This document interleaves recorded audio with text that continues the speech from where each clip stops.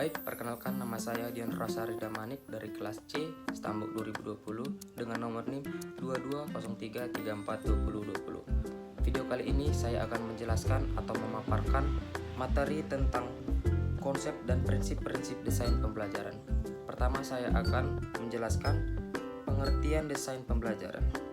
Pembelajaran secara instruksional bisa dimaknai sebagai sebuah upaya untuk membelajarkan peserta didik, baik itu siswa, mahasiswa, warga belajar, santri, taruna, dan sebutan lain yang disepadankan pada satuan pendidikan tertentu.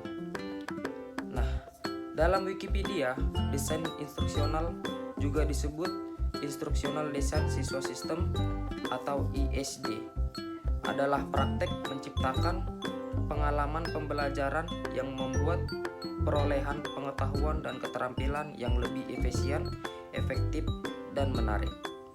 Proses ini berisi penentuan status awal, kebutuhan peserta didik, perumusan tujuan pembelajaran, dan merancang intervensi untuk membantu terjadinya belajar. Proses ini dibangun berdasarkan teori belajar yang sudah teruji secara pedagogis dan tepat dan dapat terjadi hanya pada siswa, dipandu oleh guru, atau dalam latar berbasis komunitas. Hasil ini dari pembelajaran ini dapat diamati secara langsung dan dapat diukur secara ilmiah atau hanya berupa asumsi.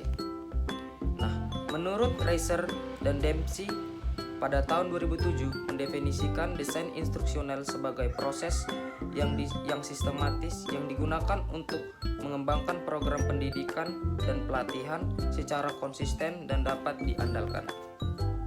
Lebih lanjut, dinyatakan bahwa teknologi pembelajaran adalah kreatif dan aktif, merupakan sebuah sistem yang unsurnya saling terkait dan sinergi untuk menjadi efektif. William J. Rothwell menjelaskan hal baru tentang desain pembelajaran. Ia mengatakan bahwa desain pembelajaran bukan hanya sekedar menciptakan pembelajaran seperti merumuskan tujuan, menentukan topik, menentukan strategi pembelajaran, mengevaluasi hasil belajar, dan lain-lain. Secara lebih luas, tujuan utama desain pembelajaran adalah untuk memecahkan masalah kinerja manusia. Epiled Research Laboratory, Penn State University memandang desain instruksional dari 4 posisi, yaitu pertama, desain instruksional sebagai sebuah proses. Kedua, desain instruksional sebagai sebuah disiplin. Yang ketiga, desain instruksional sebagai sains. Yang keempat, desain instruksional sebagai realitas. Cakupan atau skop desain pembelajaran meliputi lembaga atau sekolah, kelas, dan produk untuk paket program pembelajaran yang spesifik. Pembelajaran sebagai sistem. Kini kita memahami bahwa satu sistem terdiri atas sejumlah komponen atau unsur yang saling berkait dan masing-masing memiliki fungsi mencapai tujuan dari sistem tersebut. Pada konteks pembelajaran, Gagne dalam Superman 2001 mengatakan bahwa sistem pembelajaran adalah suatu set peristiwa yang mempengaruhi siswa sehingga terjadi proses pembelajaran. Berdasarkan pandangan ini, tujuan dari sistem pembelajaran adalah terjadinya proses belajar pada diri peserta didik, sehingga perhatian utama perencanaan pembelajaran adalah bagaimana mengupayakan agar kegiatan pembelajaran bisa efektif dan efisien. Untuk mewujudkan harapan tersebut, penelusuran terkait komponen sistem pembelajaran menjadi teramat penting.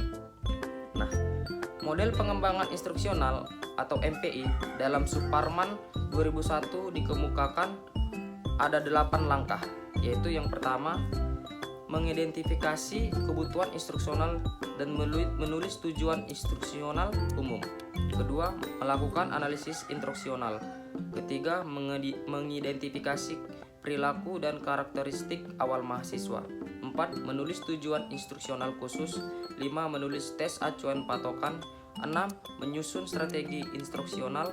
7. Mengembangkan bahan instruksional. Dan 8. Mendesain dan melaksanakan evaluasi format yang termasuk di dalamnya. Kegiatan merevisi. Lalu berikutnya prinsip-prinsip desain pembelajaran.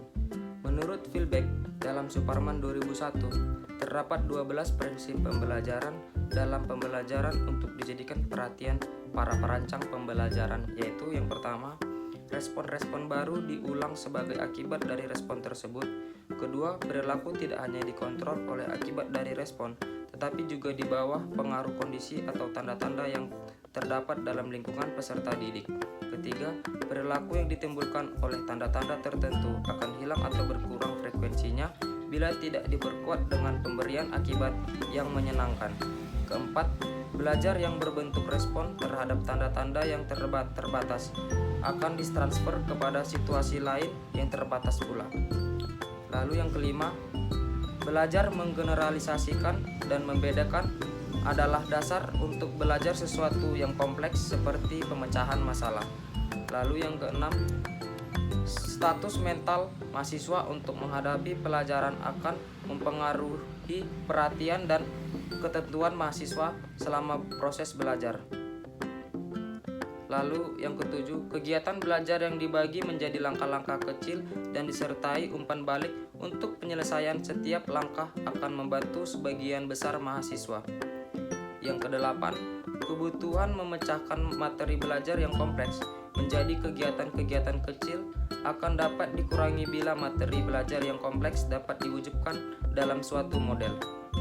Yang kesembilan, keterampilan tingkat tinggi seperti keterampilan memecahkan masalah adalah perilaku kompleks yang terbentuk dari komposisi keterampilan dasar yang lebih sederhana.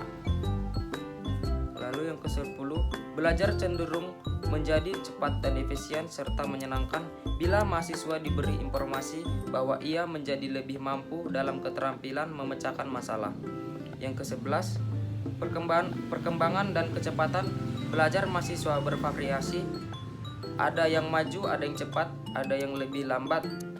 Implikasinya adalah pentingnya penguasaan peserta didik terhadap materi pembelajaran menjadi prasyarat sebelum mempelajari materi selanjutnya, dan peserta didik diberikan kesempatan maju menurut kecepatan masing-masing.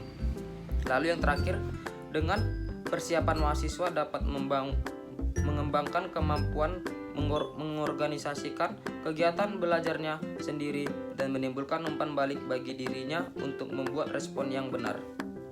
Lalu yang berikutnya, model-model desain pembelajaran.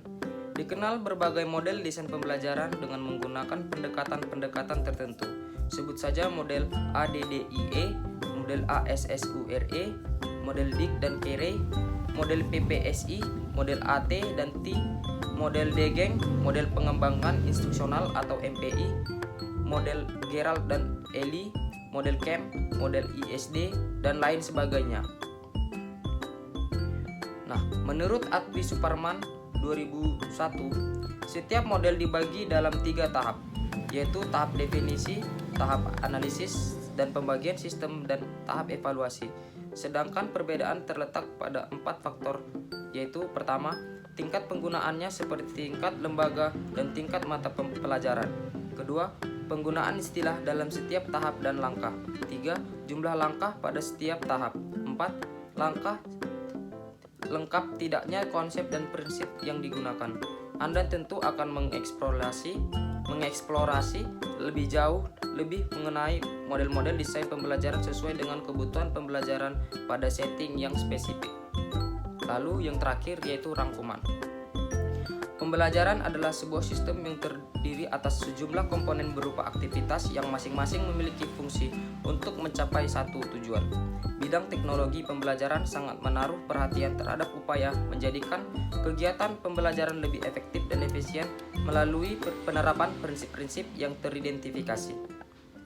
Lalu, beragam model perancangan atau desain pembelajaran yang telah dikembangkan para ahli memberikan inspirasi dan paduan kepada perancangan pembelajaran, termasuk Anda tentu dalam mengembangkan program-program pembelajaran sesuai dengan tingkat atau latar spesifik.